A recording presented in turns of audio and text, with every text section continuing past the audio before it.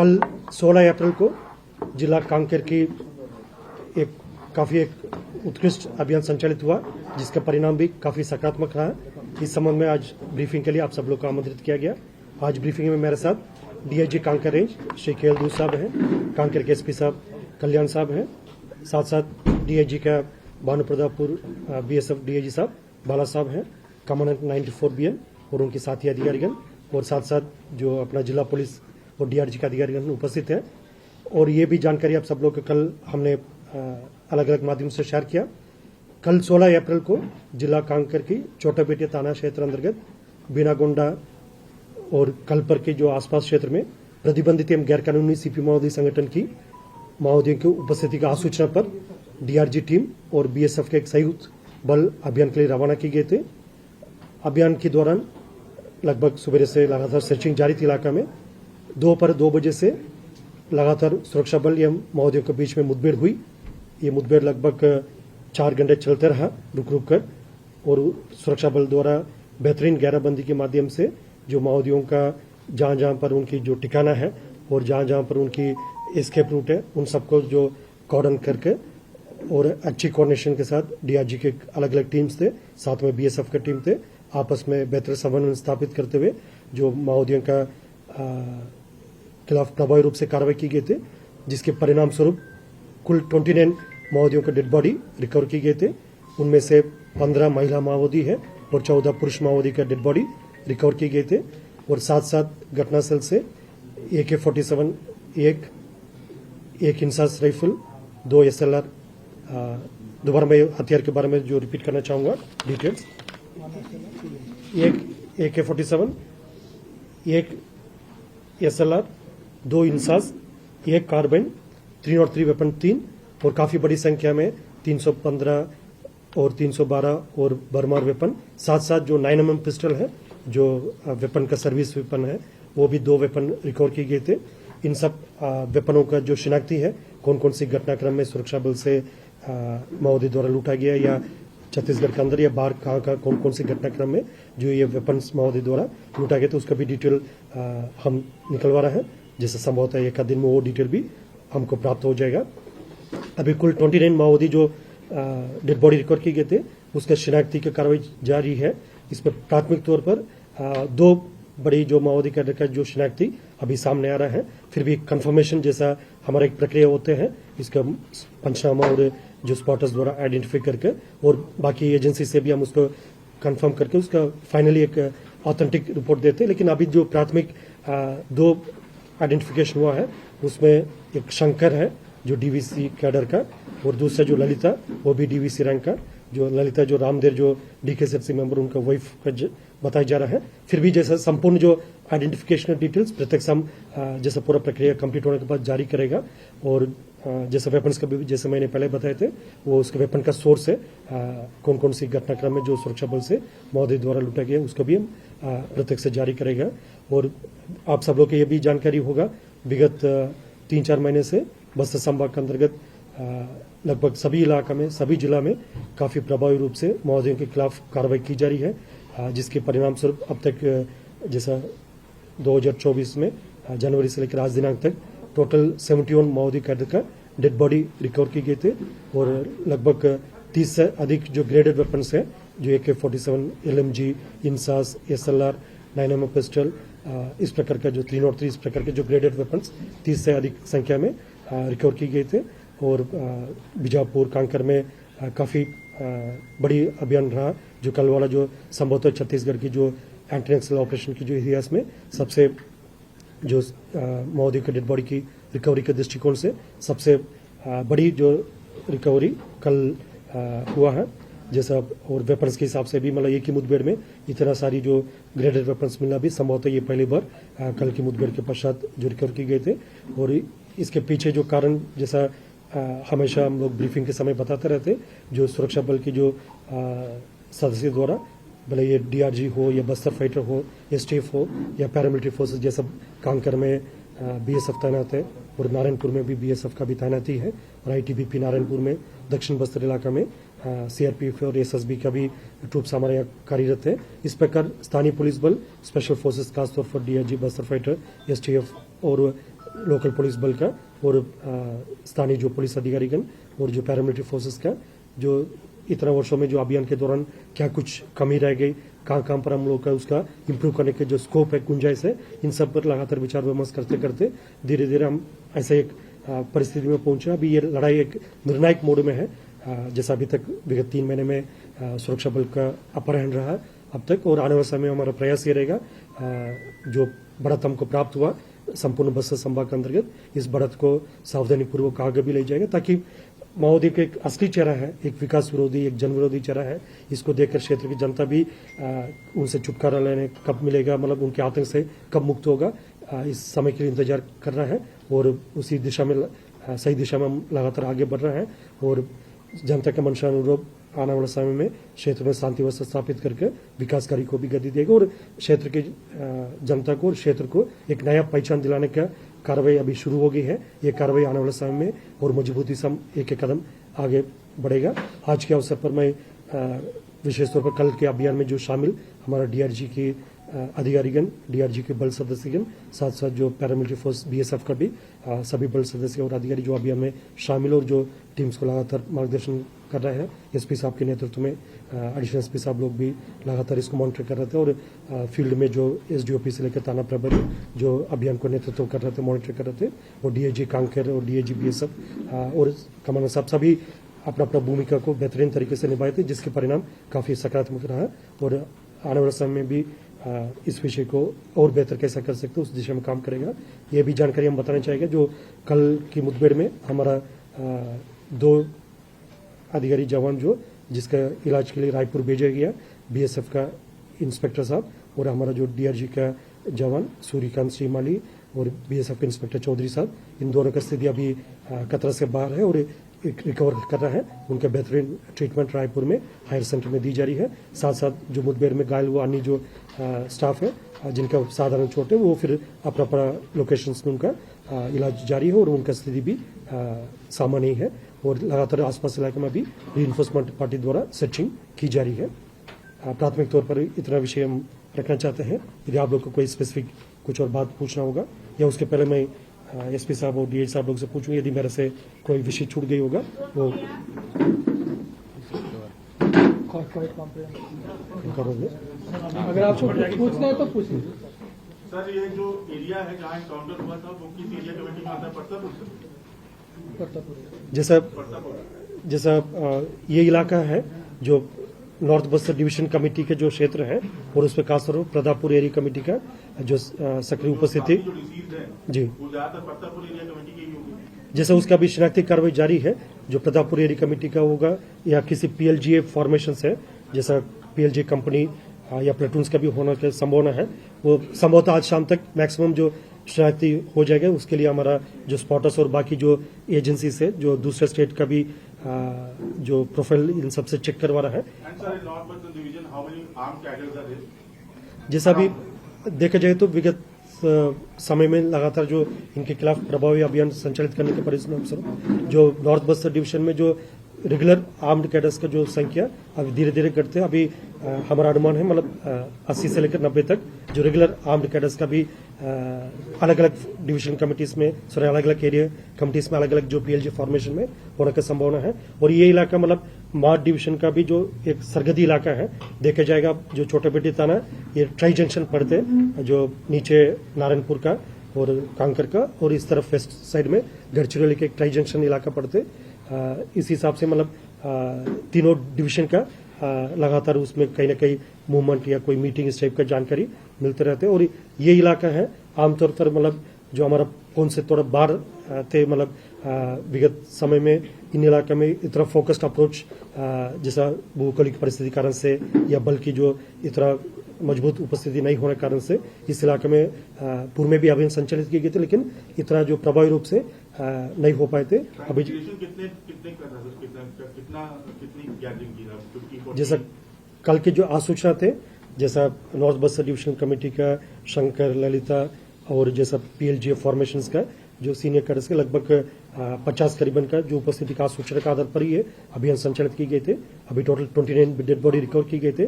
संभवतः उसमें और भी कई माओवादी कल के मुठभेड़ में जो घायल हुआ होगा या जैसा परिस्थिति का मौका उठाकर फिर कई जंगल में आड़ी लेकर चित्र बितर भी हो गई होगा। आसपास रीइंफोर्समेंट टीम उसको भी तलाश कर रहा है। जैसा ये भी जो भी जानकारी मतलब अभी प्राथमिक जितना भी हमारे पास जो इनपुट उस हिसाब से हम डिस्क्लोज कर रहे हैं। जैसा जैसा फील्ड से और भी जैसा रीइंफोर्समेंट टीम से कुछ और जानकारी मिलेगा और भी जो स्थानीय सूत्र से हमको जानकारी मिलेगा उसी हिसाब से और सटीक जानकारी समय समय पर आता रहेगा जिसको हम शेयर करेंगे। ये एक इनपुट था कि जिस इनपुट पर टीम भेजी गई थी वहाँ पर क्या नॉर्थ डिवीजन सेक्रेटरी रामकृष्ण या कमलेश था क्या? नहीं, जैसा संभावना है जो और भी सीनियर कैडर की उपस्थिति होने का क्योंकि अभी अभियान अभी भी जारी है, इसलिए जो रीइंफोर्समेंट टीम्स के द्वारा आसपास इलाके में सर्चिंग कर रहे थे, इसलिए हम बहुत ज्यादा टैक्टिकल डिटेल्स अभी फिलहाल शेयर नहीं कर पाएगा, लेकिन जितना हम डिस्क्लोज कर सकते हैं उतना जानकारी बता दी। और संभवतः जो अभी डेड बॉडी रिकवर किया थे उनकी अलावा भी यदि एक आध और भी सीनियर कैडर्स होने का भी चांस है, उसकी इनकार नहीं कर सकता। उसके जहां जहां घटना के बाद फिर उनका भागने के जो रूट है उसमें भी हमारा टीम्स अभी रीइंफोर्समेंट टीम्स सर्च कर रहा है। जैसे जैसे जानकारी आगे हम अपडेट करेंगे। सर ये लगभग बीएसएफ कितनी फोर्स रही होगी सर? इनपुट इंटेलिजेंस या चुनाव है इसलिए ये कार्रवाई की जा रही है। What was the input that was received? नहीं, देखा जाए तो फिर जैसा विगत 3 महीने से जो आमतौर पर माओवादी द्वारा गर्मी के समय TCOC के नाम पर मतलब इलाके में एक भयभीत वातावरण निर्मित करना है और किसी न किसी प्रकार को कोई हिंसात्मक गतिविधि का अंजाम देने के लिए उनका हमेशा एक साजिश रहता है। उसी को देखकर लगातार हमने पूर्व में भी ये जानकारी आप सब लोग से शेयर भी किए थे। TCOC के दौरान बाकी समय में भी अभियान जारी रहते हैं, लेकिन विशेष तौर पर इस समय में हमारा जितना भी रिसोर्स है हमारा पास स्पेशल फोर्सेस और पैरामिलिट्री फोर्सेस उसको प्रभावी रूप से इस्तेमाल करते हुए और इंटरस्टेट कोऑर्डिनेशन के माध्यम से इंटर डिस्ट्रिक्ट कोऑर्डिनेशन के माध्यम से भी अभियान संचालित की जा रही थे। साथ साथ अभी आगामी जो लोकसभा चुनाव भी है जैसा 19 तारीख को बस्तर में और 26 तारीख को कांकर में, उसी दृष्टिकोण से भी लगातार इलाके में ऑपरेशंस जारी थे। और ये हमारे लिए पीक ऑपरेशन सीजन भी है। आमतौर पर मानसून के बाद फिर जो आगामी 6-7 महीने जो हमारे लिए ऑपरेशन के लिए भी जो एकदम अप्रोप्रिएट समय थे उसी हिसाब से भी ऑपरेशन जारी थे। मतलब सभी फैक्टर्स के एक कॉम्बिनेशन बता सकता है। सर बीएसएफ का और डीआरजी का रेशियो क्या रहा होगा? नहीं, जैसा मैं बताइए, रेशियो बता दीजिए। मैंने पूर्व में भी बताए थे, अभी भी ऑपरेशंस का जो कंटिन्यूएशन चल रहा है इसलिए बहुत ज्यादा संख्यात्मक जानकारी नहीं बता पाएंगे, लेकिन रेशियो बता दीजिए, संख्या नहीं। जैसा हम ये बताना चाहते हैं हर जैसे उस पर BSF का 94 BN जो कमांडर साहब बैठा है उनके जो कंपनी जो जहां पर तैनात थे उनके बल भी उसमें शामिल थे और साथ साथ जो DRG हमारा 4 टीम्स DRG थे और उनका 2 प्लेटून BSF का थे। कामयाबी है इसके बाद के बातचीत पेश जारी रहेगी सर? नहीं, जैसा इस संबंध में शासन ने उचित समय पर उचित निर्णय लेगा। जो मैदान में जो फील्ड ऑफिसर्स का जो अभी मैंडेट है, जैसा यदि जिला पुलिस बल का हो या जैसे पैरामिलिट्री फोर्सेज तैनात है, हम लोग का मैंडेट है मतलब क्षेत्र की जनता के जान माल की रक्षा करना है। उसी हमारा जो कर्तव्य में जैसे कोई भी हिंसात्मक तरीके से कोई संगठन है, खासतौर पर CPM माओवादी तो प्रतिबंधित है, गैर कानूनी संगठन है। यदि उनके कोई गतिविधि नजर आएगा उनके खिलाफ प्रभावी कार्रवाई करना हमारा मैंडेट है। बाकी जैसा अन्य विषय पर मतलब शासन उचित समय पर उचित निर्णय लेगा। क्या सर ये बात आई है कि जो BSF की जो टीम जिस ओर थी उस तरफ उनके जवान को गोली लगने के कारण रामकृष्ण को उधर से भागने का मौका मिल गया, ऐसा कोई इनपुट आपके पास में है क्या? जी, जैसा मैं बार बार इस पॉइंट को रिपीट करूंगा क्योंकि जैसा आज के प्रेस ब्रीफिंग का मेन उद्देश्य क्योंकि कल के घटना था और आज एक बेसिक इन्फॉर्मेशन सबसे शेयर करना है। इसके बाद हमारा काफी एक प्रक्रिया होते हैं, एक डीब्रीफिंग होते हैं, जैसे जवान जो शामिल थे उनसे बैठकर हमको जानकारी लेना पड़ते है। और कल के सबसे ज्यादा प्रायोरिटी था हमको जो घायल दोनों का इवैक्यूएशन भी करना, तो उसमें समय पर इंडियन एयरफोर्स का भी मदद मिला हमको। समय पर उनका इवैक्यूएशन छोटा बेटे से रायपुर की गए थे, उसे उनका जान का भी रक्षा हो गए थे जो दोनों हमारा घायल BSF का और DRG का। और अभी अलग अलग समय में अलग अलग प्राथमिकता थे, अभी क्या लगातार सर्चिंग जारी है। और जो टैक्टफुल रीजन है मतलब जैसा निश्चित रूप से हमारा डीब्रीफिंग में हमेशा सिर्फ जो पॉजिटिव बात ही की समीक्षा नहीं की जाती है, जो जहां जहां हमारा चूक हुआ। इसके पूर्व में भी जो अभियान आप लोग को याद होगा जो हमने इधर भी ब्रीफिंग किया थे, उस समय भी लगातार जवान से डिब्रीफिंग लेकर मतलब हमारा जो कार्रवाई में कहा कुछ और भी सुधार करने के लिए गुंजाइश है उसका निश्चित रूप से करेगा।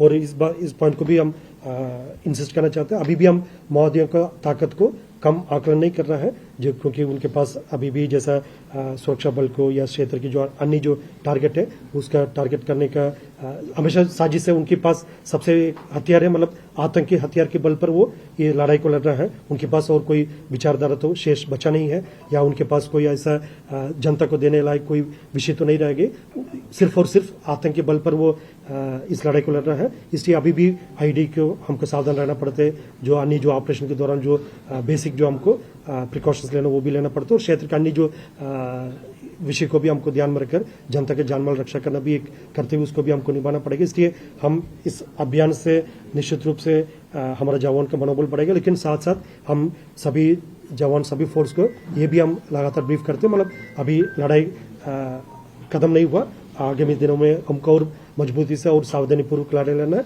इसलिए उतना प्रिकॉशंस सभी जवान और सभी अधिकारी लेकर आगे बढ़ेगा। सर, केंद्रीय गृह मंत्री के निर्देश पे ये कार्रवाई हुई है ऐसा कहा जा रहा है, क्या सच्चाई कितनी है?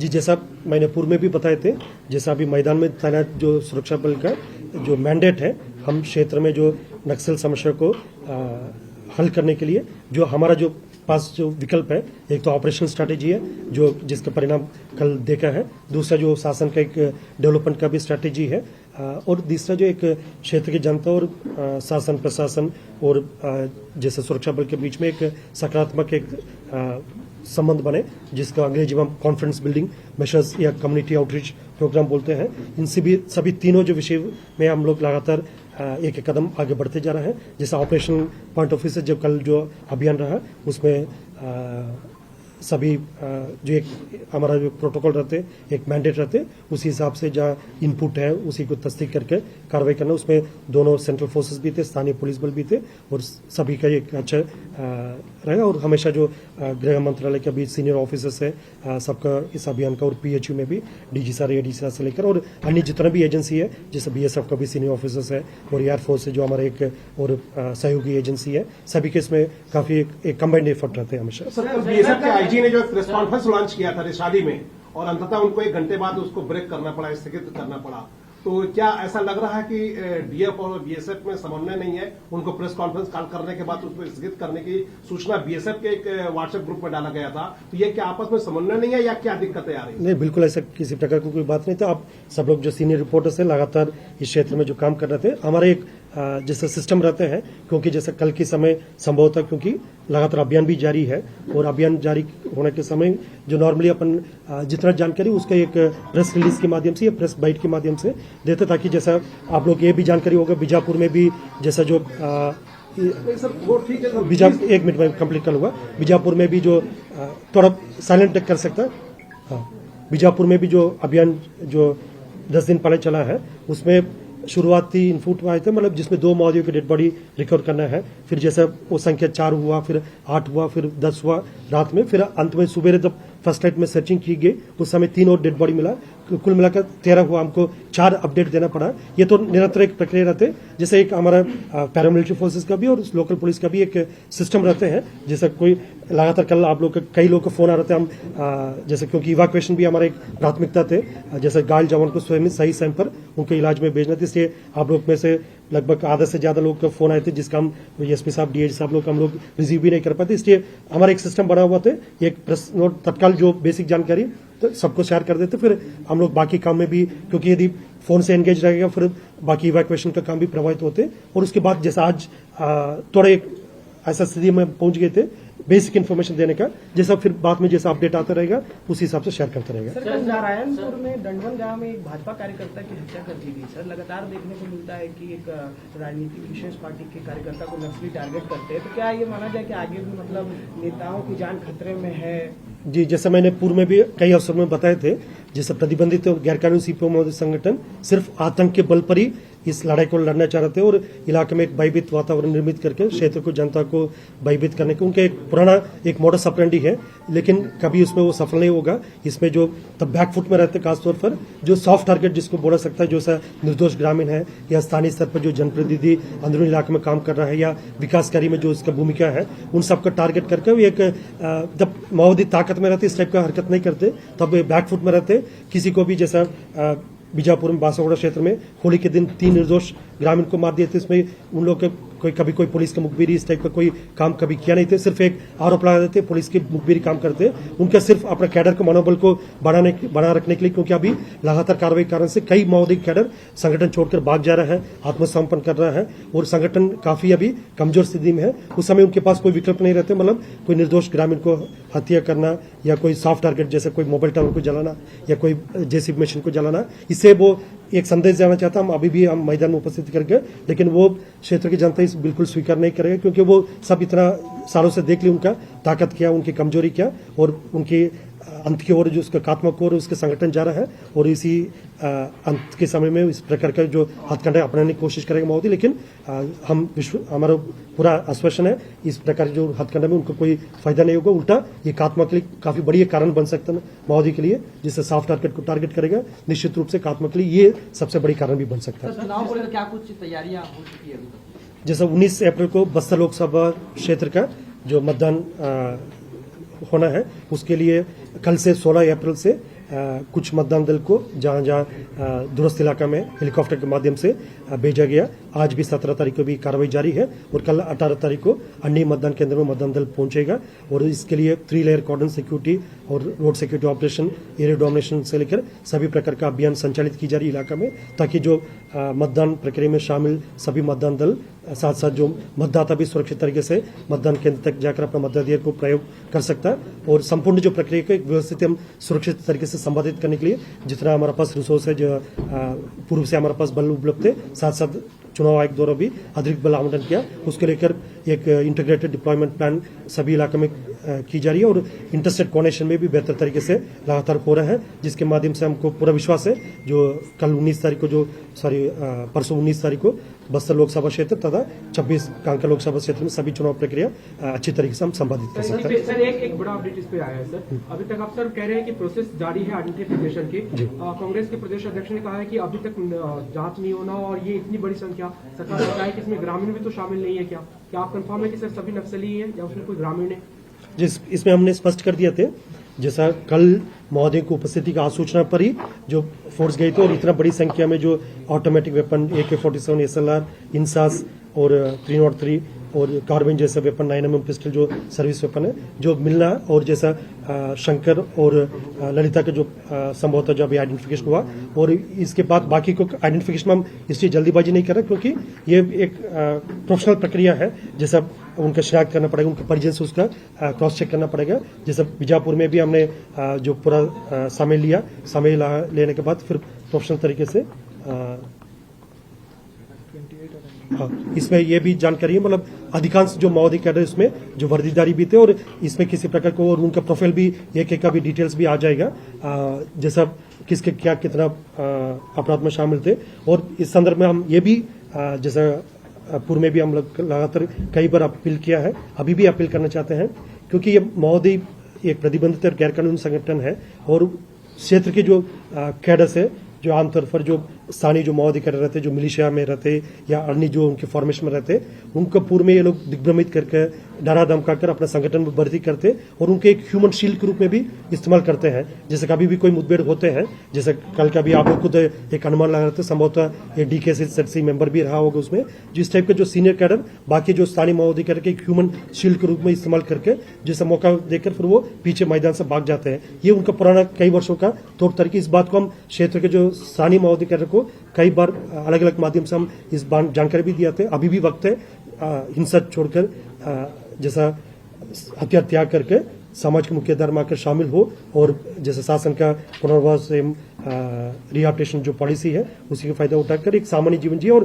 क्षेत्र में जो शांति व्यवस्था और विकास कर रही है उनका भी एक भागीदार हो। लेकिन मैं अंत में ये स्पष्ट करना चाहूंगा, जो डेड बॉडी सिक्योर किए थे इसमें किसी प्रकार का कोई कंफ्यूजन किंतु परंतु को कोई बात ही नहीं, एक प्रोफेशनल तरीके से जो पूरा कार्रवाई की गई थे। जो और हर बार हम ये भी बताते जैसा जो सुरक्षा बल द्वारा कभी भी मुठभेड़ में शामिल समय परिस्थिति निर्मित होते, हम जो माओवादी के उस समय हर बार चेतावनी भी देते, जो अपना आइडेंटिटी को डिस्क्लोज करके ये जो सुरक्षा बल आपको चारों तरफ घेरा है, आप हथियार छोड़कर सरेंडर करे करके, उसके बाद भी तब माओवादी द्वारा सुरक्षा बल के ऊपर हमला करते, सेल्फ डिफेंस में हमको रिटेलिएशन करना पड़ते। ये तो पूरे एक नियम कानून की प्रक्रिया, और जैसा हर मुठभेड़ में होते सभी प्रकार के जो रिपोर्ट्स हमको जहां जहां जो माननीय न्यायालय द्वारा जो निर्देश दिए गए थे, सबको समय पर सभी प्रोटोकॉल का पालन की जाती, इसमें किसी प्रकार कोई डाउट के गुंजाइश नहीं थी। सर, कांग्रेस के कार्यकाल में सब 5 साल आप लगभग यहीं थे। जैसा लेफ्ट साइड राइट साइड सब ज्यादा सवाल होगी, सामने से कोई है।